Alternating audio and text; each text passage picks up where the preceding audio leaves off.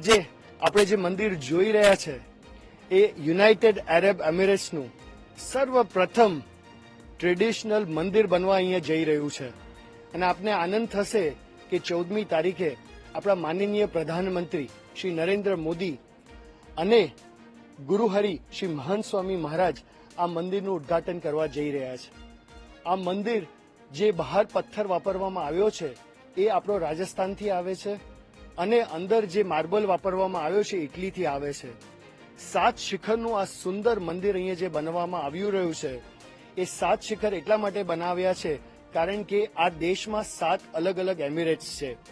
એ દ્વારા અમે અહીંયાના રાજાને અને અહીંયાના જે લીડરશિપ છે એને આભાર માનવા માંગીએ છીએ જેમને 27 એકરની જગ્યા આપણા હિન્દુ મંદિર માટે આપી છે અને સાથે સાથે આપણે ભારતના રાજકીય નેતા અને આપણા માનનીય પ્રધાનમંત્રીનો પણ આભાર માનીએ છીએ કે જેમના વિલ અને એમના ડિટર્મિનેશનથી આપણને આ મંદિર બાંધવામાં મદદ મળી છે।